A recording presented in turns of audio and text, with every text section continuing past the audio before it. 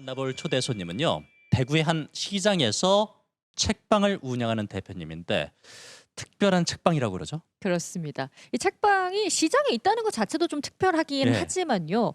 이 책방에는 팔지 않는 책이 있다고 하거든요. 그 이유가 무엇인지, 그러면 어떤 책을 팔고 있는지 어서 만나서 이야기 나눠보도록 하겠습니다. 안녕하세요. 안녕하세요. 네, 안녕하세요. 반갑습니다. 먼저 우리 아침마당 대구 시청자분들께 인사와 네. 소개 부탁드립니다. 안녕하세요. 서문시장에서 이상한 책방을 운영하고 있는 최호선입니다. 반갑습니다. 서문시장에서 이상한 책방을 운영하셨는데 서문시장 근처가 아니라 그러면 책방이 시장 안에 있는 겁니까? 네, 제가 책방이 시장 안에 있어서요. 저희 지인들은 옛날 시장만 생각해가지고 비 오면 전화해서 혹시 책이 젖지 않냐고 네. 막 걱정하고 네. 날씨 추우면 손실이지 않냐고. 근데 요즘 다 상가 안에 있어서 그렇지는 않지만 시장 안에 있습니다. 그렇군요. 네. 예. 제가 근데 서문시장 한두 번 가본 게 아니거든요. 근데 그 시장이요. 그렇게 책이 막 꽂혀 있을 수 있는 분위기는 아니란 말이에요. 왜냐면 네. 뭐 창이 있는 것도 아니고 네. 문이 네. 따로 있지도 않는데, 그러면 책방의 풍경이 좀 다른가요? 네. 오. 그 커튼을 치면 네. 문이 닫힌 거고 커튼을 열면 문 연 거고 그렇습니다. 오. 좀 일반 서점하고는 좀 다르네요. 일단 커튼이 있는 책방도 전 잘 못 봐가지고 네. 신기하긴 한데, 사람들이 지나가다가 여기 책방이 있어? 라면서 좀 놀라는 경우가 많이 있겠어요. 네, 하루에 한 3번 정도는 응. 웬 책방 이렇게 듣고 어. 이런 말을 해도 되는지 모르겠는데 미친 게 아이가 막 이러고 세상에 이런 일이. 그러니까 이 저희 느낌이군요. 책방은 문이 없으니까 밖에서 말하는 게 저한테 다 들리잖아요. 근데 그게 뭐 나쁜 뜻이 아니고 네. 너무 신기하고 놀라움에. 반가워서 네. 예, 그렇게. 그러면 시장 안에 있는 이런 독특한 책방에 오는 손님들은 어떤 분들입니까? 제가 서문시장에 책방을 열기 전에 굉장히 편견이 있었던 것 같아요. 그 책방을 열자마자 제일 처음 책을 사준 분들은 상인들이었어요. 아. 그리고 상인들이 책 안 읽을 거라고 생각하는 분들, 저를 비롯해서 참 많은데 예. 실제로 책을 좋아하시는 분들 굉장히 많고 어린이날 이제 또 5월달 오잖아요. 그러면 손주나 자녀들한테 준다고 이제 오. 책 사러 오시기로 하고, 또 신문이나 잡지 보다가 책 광고 이렇게 예. 북 네. 찢어가지고 가져오셔서 그 제가 없는 책이면 이제 주문해 놓겠다고 다음에 오시라고 그러면 또 막 주머니 뒤져서 돈을 주세요. 그래서 그 책 사러 오셔서 예. 주셔도 된다고 하면, 저는 장사 경험이 없는 사람이고 그분들은 뭐 몇십 년 장사하시는 예. 장사는 선불입니다. 그래서 지금 너무 깜짝 놀랐어요. 책만 사주시는 게 정말 아니라. 나이스한데. 자리 잘 잡으셨네요, 시장 안에. 그러니까요. 네. 그러니까 시장 상인분들이 책방이 있으니까 그 덕에 더 가게 되고. 책을 더 많이 접하게 되시는 것 시장 같아요. 상인들은 평균 연령이 조금 높으신 편이거든요. 그 옛날 같으면 동네마다 책방이 있었는데 지금은 뭐 시내까지 일부러 나가셔야 되고, 안 그러면 인터넷으로 사야 되는데 그 인터넷은 익숙하지 않은 네. 분들이 많거든요. 그러니까 저 책방 차린 걸 되게 반가워하세요. 그렇군요. 이렇게 서문시장 상인들의 열렬한 환호와 지지를 받고 있는 이상한 책방, 언제 문을 여셨나요? 지금 올해로 4년 정도 됐습니다. 4년. 네. 근데 왜 하필 시장에 책방을 여셨어요? 제가 책방을 열 때가 그 한창 코로나가 심각하던 시기였는데요. 그때 대구는 다른 지역하고 또 다르게 더 고통스러운 시간이었잖아요.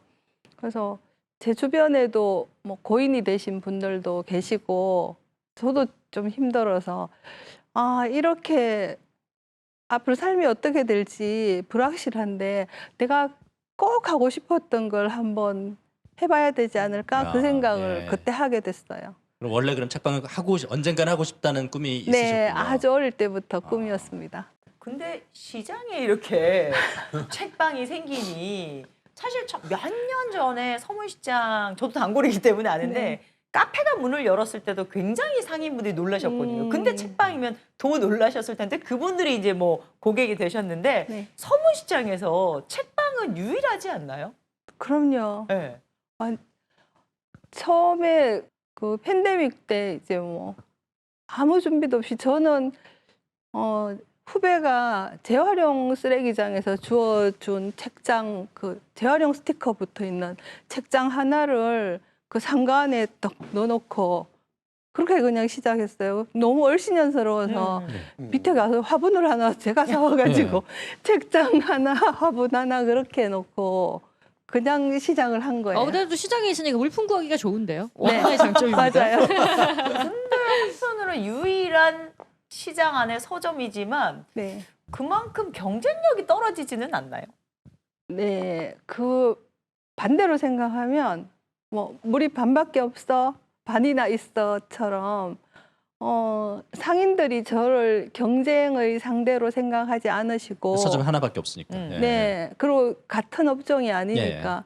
그리고 저는 상인이나 뭐 이런 경험 없고 저는 다른 직업이 있었으니까 시장 분들의 질서를 전혀 모르는 상태에서 들어갔잖아요.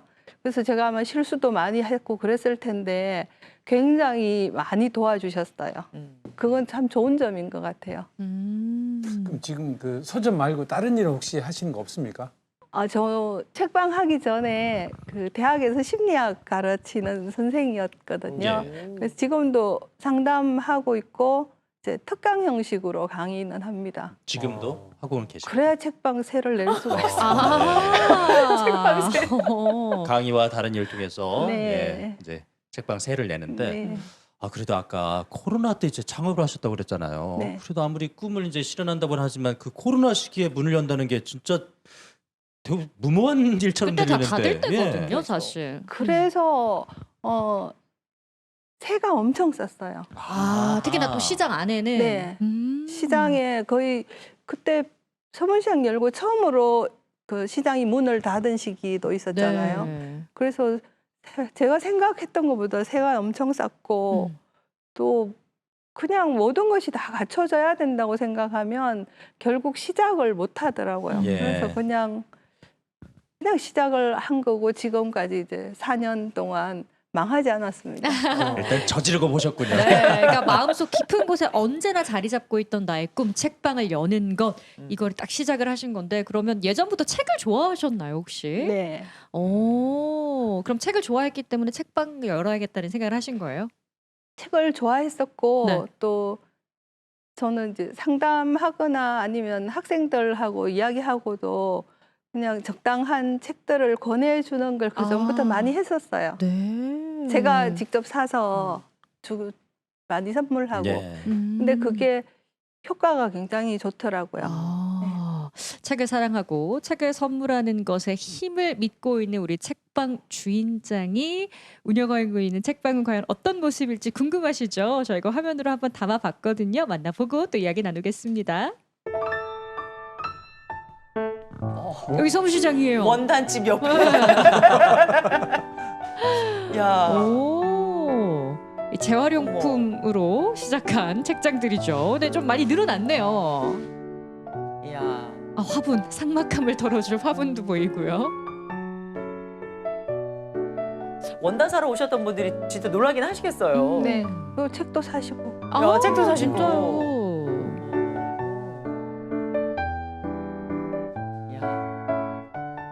어떻게 보면 뭐 주변 상인분들의 쉼터일 수도 있겠다, 그죠? 문 열고 닫는 시간은 그러면은 시장 제가 다른 일이 있으면 예. 네. 이제 문을 닫는 게 그냥 커튼을 치는 거. 네.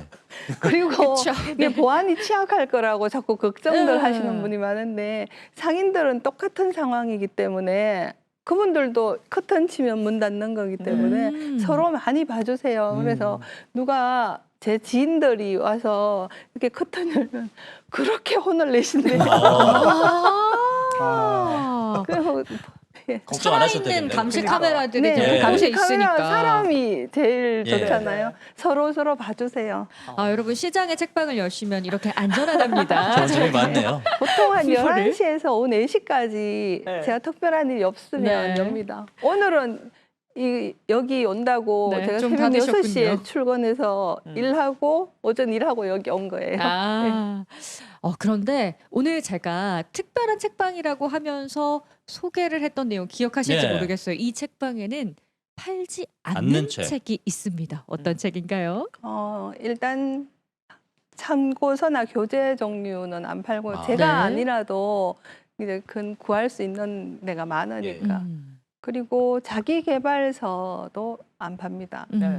그리고 주식이나 부동산 관련된 책들도 저는 취급 안 해요. 예. 그럼 뭘? 아니 사실 우리 서점 가면은 베스트셀러 뭐 네. 아니면 제일 먼저 보이는 게 사실 자기계발서. 자기계발서, 맞아요. 재테크 이런 재테크 거거든요. 맞아요. 이게 돈이 될 텐데 왜 안 파시는 거예요? 그게 자기 개발서를 읽는다고 뭔가 상황이 타개되거나 개발되는 것 같지 않아요. 제 네. 판단으로는. 그리고 주식이나 부동산 뭐 이런 책들은 정말 그 비밀을 아는 사람들은 책을 안 쓰죠. 자기가 투자를 하겠죠. 그래서 실제로 그런 책들이 제일 많이 팔리는 건 사실인데 저까지 그렇게 뛰어들진 않아도 될 것 같고 이미 잘 팔리고 있으니까. 저는 관심이 별로 없는 분야라서 네. 네. 그럼 어떤 책을 파세요? 저는 보통 심리 상담을 하니까 이제 굉장히 고통스러운 상황의 사람들을 많이 만나는 게 직업이잖아요. 근데 그런 분들한테 심리학 책 이런 거 소개해 달라고 하시는데 책이 그렇게 눈에 들어오지 않아요. 마음이 힘들 때는. 네. 그래서 그냥 위로가 되는 시집을 권하기도 하고 또 이렇게 화보가 예쁜 요리책, 맛있는 걸 자기한테 먹이는 거 되게 중요하거든요. 그리고 나무나 자연에 관한 책들, 그 동화책도 굉장히 좋습니다. 어른을 위한 동화도 있으니까요. 네. 0세부터 100세까지를 위한 동화책도 많거든요, 요즘은. 그래서 글씨 많지 않고 그냥 한 줄인데 잠언처럼 이렇게 마음에 울림이 주는 책들이 많아요. 그래서 그런 책들 주로 권합니다. 아, 그러니까 당장에 뭐 눈앞에 이익을 얻을 수 있는 정보를 얻을 수 있는 책이 아니고 내 영혼이 살찌는 그런 책들. 그죠? 근데 만약에 팔지 않는 취급하지 않는 책을 예. 손님이 주문을 한다거나 하면 어떻게 커튼을 그냥 닫습니까? 주문을 받아서 어떻게 구입을 해줍니까? 저 사실은요. 네. 진짜 제가 커튼을 닫을 때도 있어요. 진짜요? 안에 없는 척하면서 예, 그 좀 감당하기 힘든 손님들이나 뭐 그러면 진짜 닫을 때도 있는데 대부분 이렇게 대화해보고 제가 권하면 또 권하는 책을 사시고 그렇게 합니다.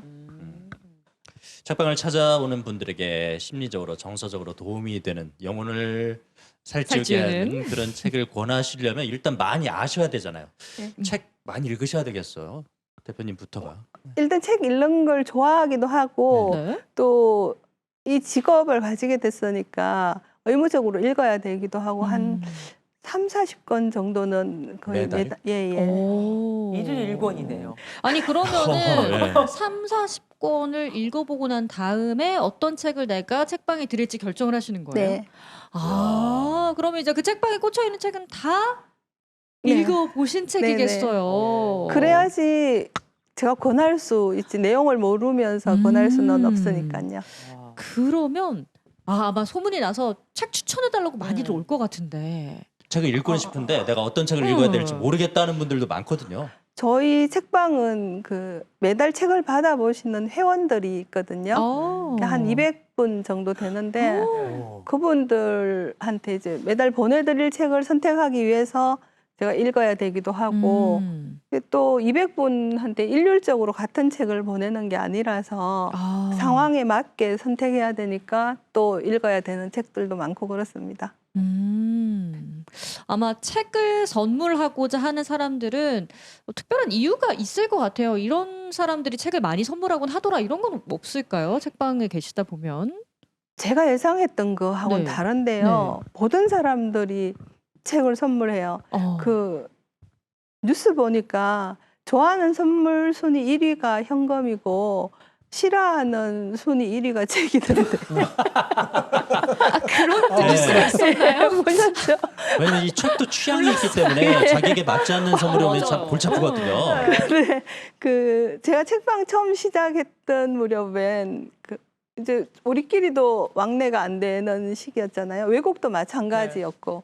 그래서 캐나다에 살고 있는 엄마가 같은 캐나다의 다른 도시에 사는 아들한테 저를 통해서 책을 선물한 적도 있어요.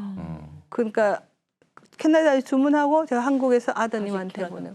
그리고 또 한 분은 저기 아르헨티나에 사시는데 책값이 22,000원이었는데 배송비가 78,000원인가 그런 그걸 감수하고서라도 예, 주문하신 예. 거군요. 그리고 미국으로 이제 결혼해서 가 있는 딸한테 엄마가 지금도 계속 보내는 분이 계시거든요. 그러면 딸이 보낸 메시지를 저한테 보내줘요.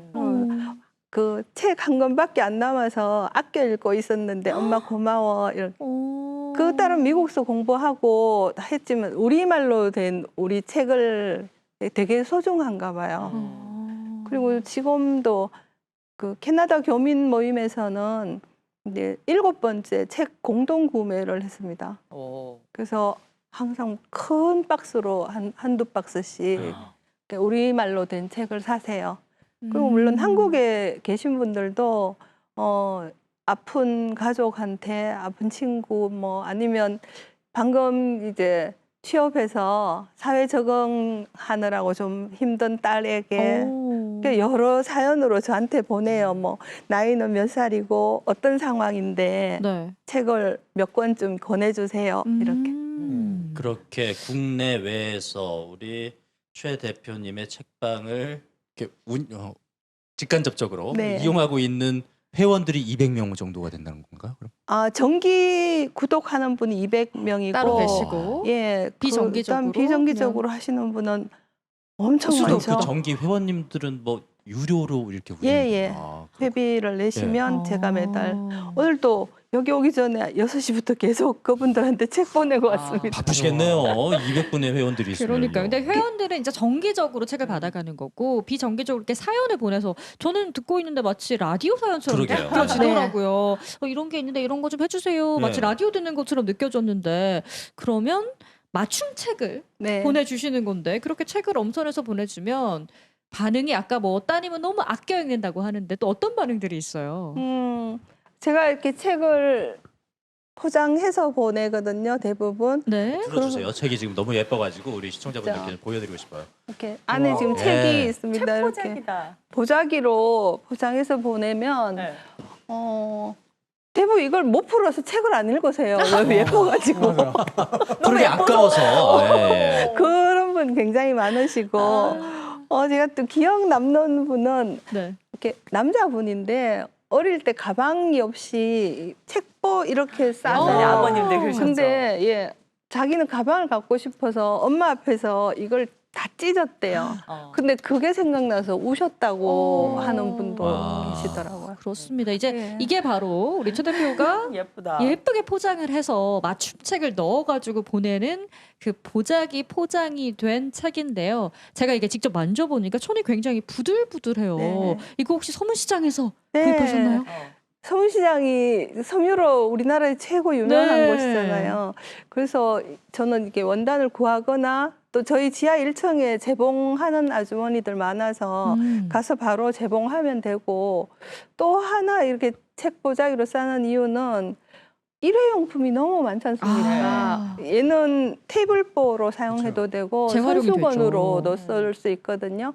그래서 머플러로 사용해서 저한테 막 사진 찍어서 보내주시는 예. 분들도 계세요. 그래서 그럴만한 것이 저 이런 책 포장을 처음 봤습니다. 네. 요즘 책 주문 온라인으로 주문하면 비닐팩에 오잖아요. 비밀로자.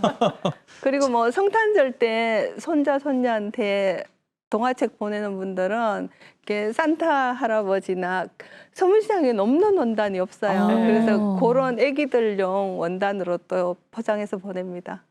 얼마나 기분이 좋을까요? 네. 지금 가지고 나오신 책 안에는 뭐 어떤 내용인지 네, 한번 어떤 보여주세요. 책들을 어떤 책 가지고 추천하시는지도 나오시는지. 궁금하긴 한데요. 이 책은 3월 저 시집 한 권에 9,000원에서 10,000원인데 저한테 주문을 하시면 택배비 또 3,000원 내셔야 되고 그렇거든요.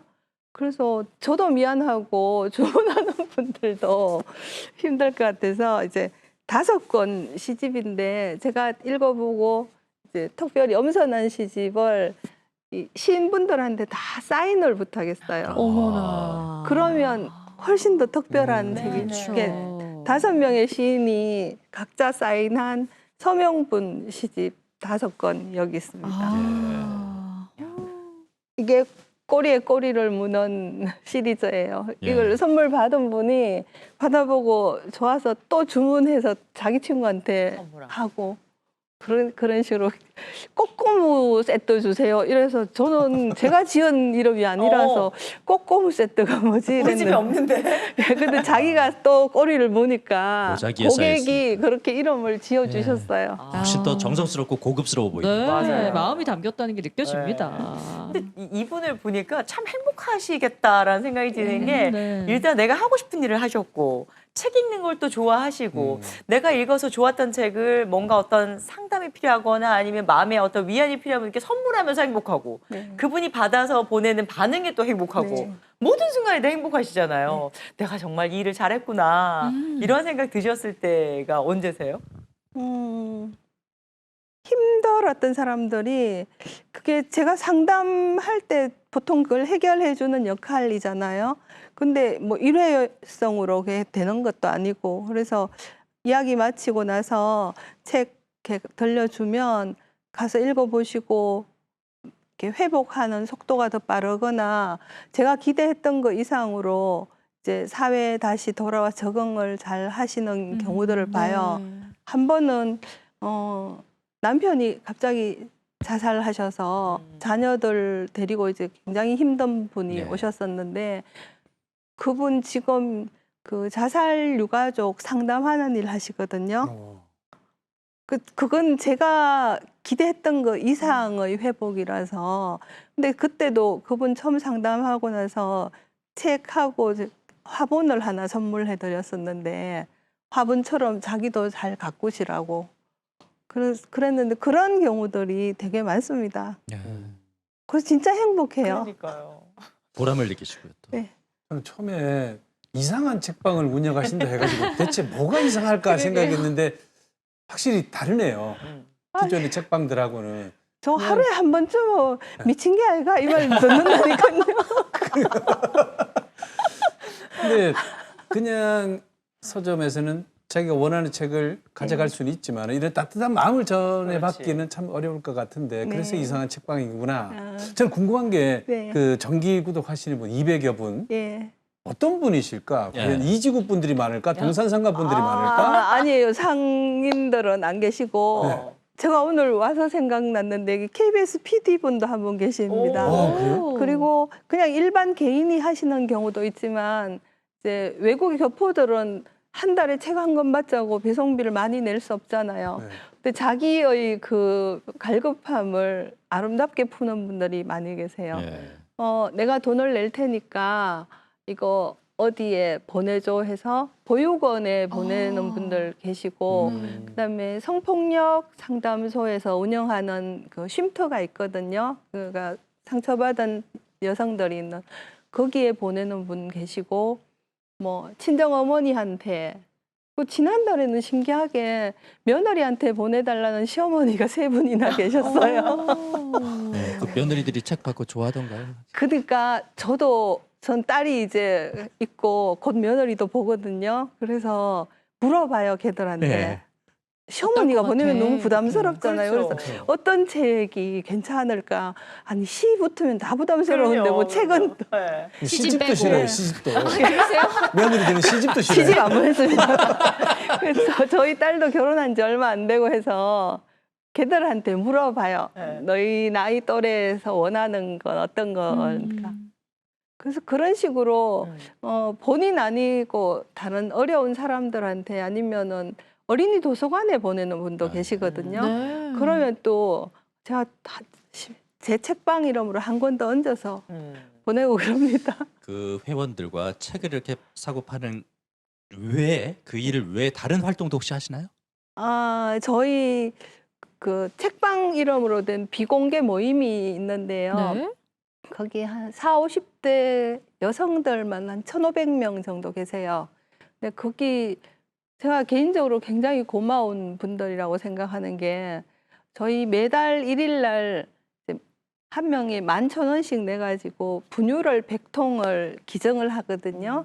그래서 그거 저는 이렇게 길게 할지 몰랐는데 지금 3년 넘게 그걸 하고 있어요. 어디에 기증하신 거예요? 그 전쟁 고아들이 많은 미얀마에 오. 보내는데 그 11,000원짜리 분유 한 통이면 아기 한 명이 한 일주일에서 열흘 정도 먹는다고 해요. 그래서 처음에 들어올 때 완전 피골이 상접한 아기가 나중에 포동포동해져서 이렇게 웃고 있는 사진 같은 걸 가끔 보내주시거든요. 네. 그래서 그걸 제가 하자고 한다고 뭐 굳이 할 이유 없잖아요. 그런데 막 난리 나요. 월말 되면 1일 날 하는데 31일부터 막 왜 빨리 안 하냐고. 아, 정말요. 예, 그걸 3년이나 계속 해주는 고마운 분들이 계십니다. 예, 책으로 사람들의 마음을 위로하고 또 사회에 선한 영향력을 끼치는 일을 하고 계신데 이러려고 책방 하셨던 것 같아요. 아니 제가 뭘 할지도 모르고 그냥 저지른 거예요. 예, 앞으로 어떤 책방 만들어가고 싶으세요?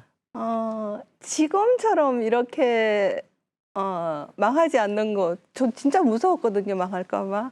근데 내년쯤에는 이제 시장 밖에 나가서 책방을 해볼 생각이에요. 이것도 또 제 친구들은 되게 이상하다고 하던데 저는 제가 국밥집을 하나 봐놓은 게 있거든요. 예. 그 집 근처에 책방을 차려서 예. 책 사러 오거나 아니면 저한테 상담 받으러 오시는 분들 이렇게 식사도 못하고 잠도 못 주무실 정도로 굉장히 고통스러운 분들 많이 오셔서 일단 국밥을 한 그릇 먹이고 책도 팔고 상담도 하고 마음을 따뜻하게, 배도 예, 따뜻하게. 배가 불러야 맞아요. 뭘.